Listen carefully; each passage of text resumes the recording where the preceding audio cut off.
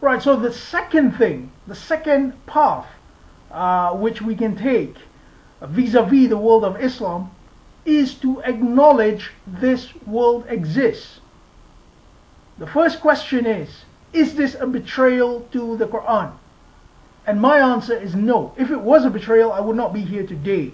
But it is not a betrayal to the Quran, and let me tell you why.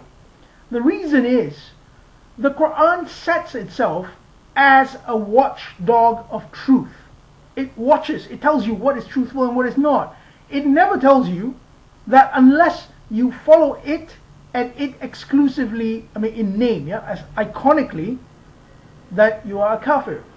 It doesn't say that. It always talks about the ayat, following the signs. And the signs can be in the Quran, it can be in the horizon, and it can be in yourself.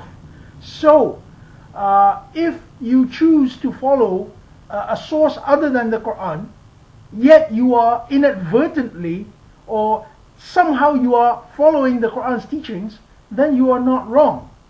So this world of Islam is legitimate insofar as long as it follows the values of the Quran. And let's face facts. While we may not agree with traditionalists, can we really say that they reject the entirety of Quranic values? I don't think so. They have the institution of zakat, they have commands to be good to your neighbors, to be good to your parents. They certainly hold the Quran dearly. The only thing is, they have traditions which somehow subvert a certain portion of Quranic values. That's the only problem I have with them.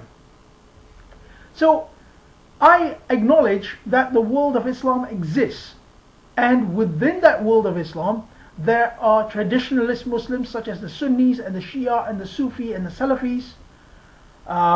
There are Muslims who are secular, there are Muslims who are Islamofascists, Islamic fundamentalists. So there are a variety of Muslims, and that is where we come in. We are a variation or a variety of Muslims. Not in a religious sense of the word, in the cultural sense of the word, that's where we come from. Who among us can deny that we got the Quran from the Muslim people?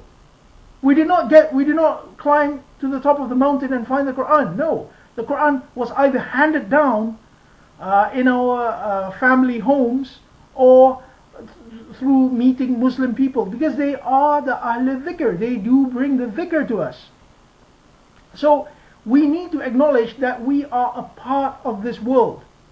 And that brings us back to our tool.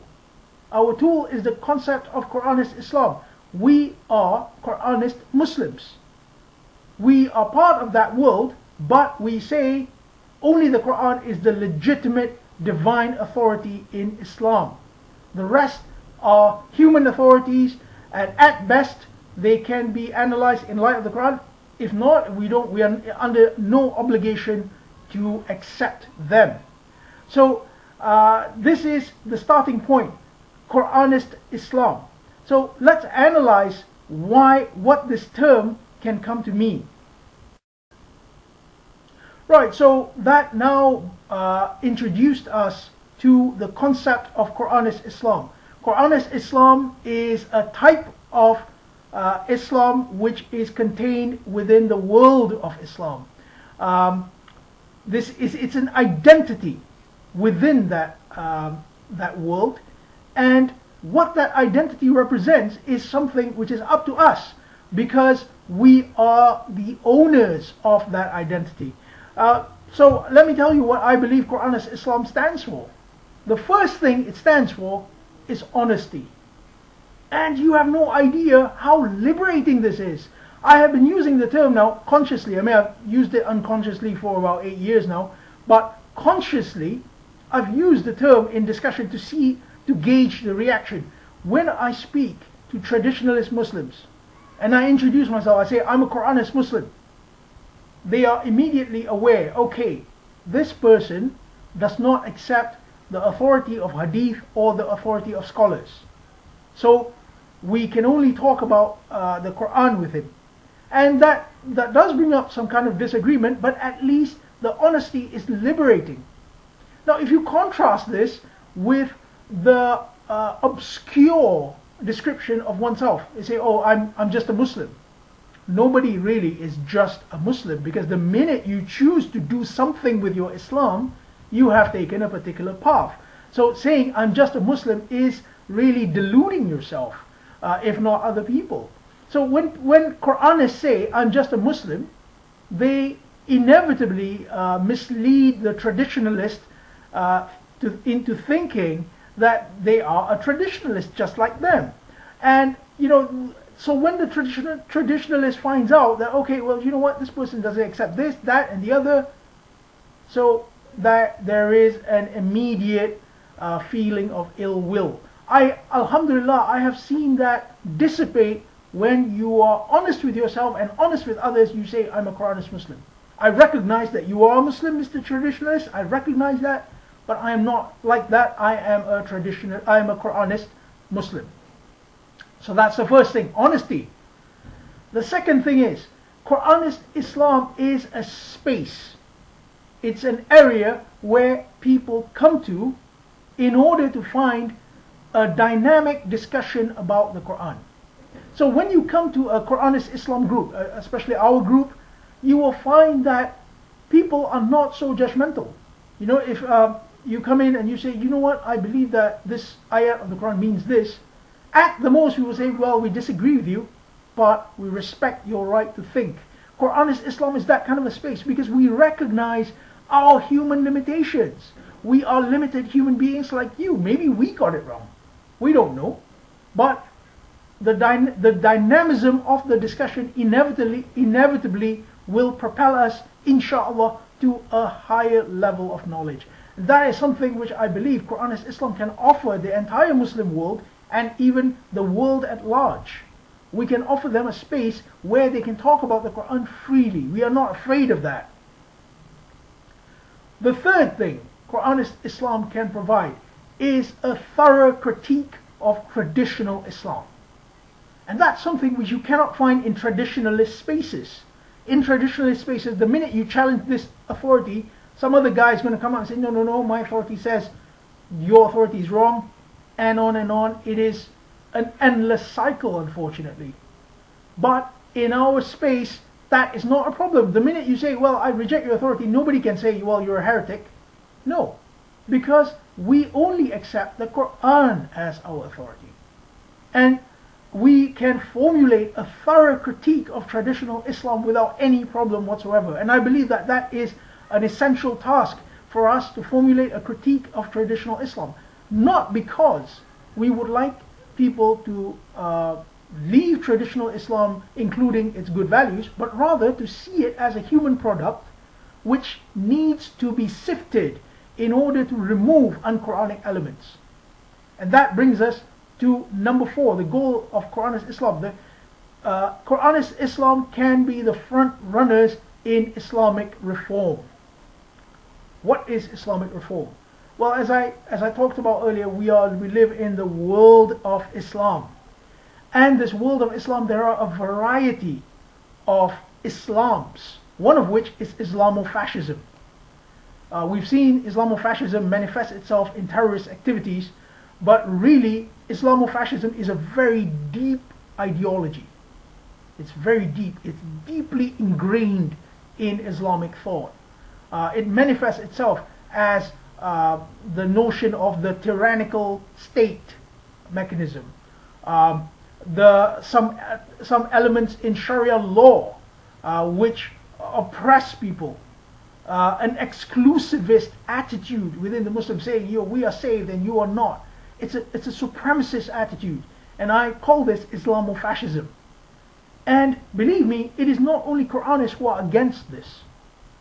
Traditionalist Muslims who see a very Quranic type Islam, although they are not Quranists, they do see a very Quranic type Islam. They are with us in this, and that's why we are all in something which I call Islamic reform. We wish to reform the world of Islam, to remove Islamofascism. And Quranist Islam can be the front runners in this, because we offer two things. We offer, number 1, a direct engagement with the Quran.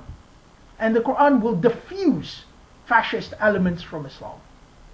Number two, as I said, we offer a thorough critique of traditional Islam. So we're not afraid to say, you abrogate the verse of the sword, we don't accept that. You abrogate, the verse of the sword abrogates, we don't accept that. Because some people say the verse of the sword, it abrogates this, and it's an endless cycle, and we need to confront this.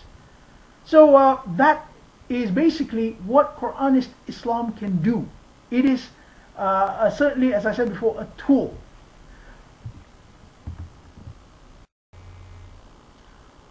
So there we have it. That is Quranist Islam, the concept, our true identity within the world of Islam. If we embrace this identity, I do believe that we will be able to communicate the reality of our existence to the Muslim world and the world at large. Once we do so, we will find that people can see us clearly. And I think clarity is a big part of the game. I mean, look, if you say, for example, if you say you create a center and you call it the Islamic Center, and there you only have Quranist materials. So people go there, they read the Quran, they read maybe works of Mr. Pervez, Mr. Sheikh, and the various other top people we have. Then they leave and they walk not very far away, just down the road, and they see another Islamic center. And they go in and they find the works of, let's say, Abu Ala Maududi, or maybe some Shia scholar, or some fundamentalist scholar, or some Tablighi scholar. Everyone uses the term Islamic center.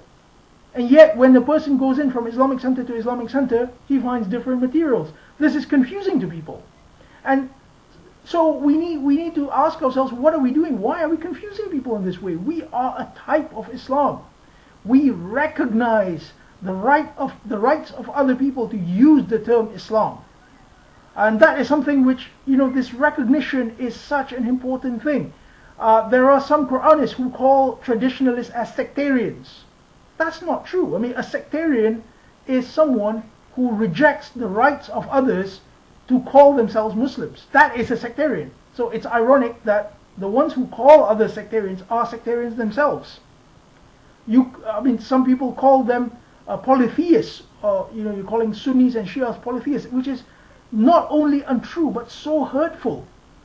Are these people polytheists? Are we free from polytheism or shirk? No, we are not.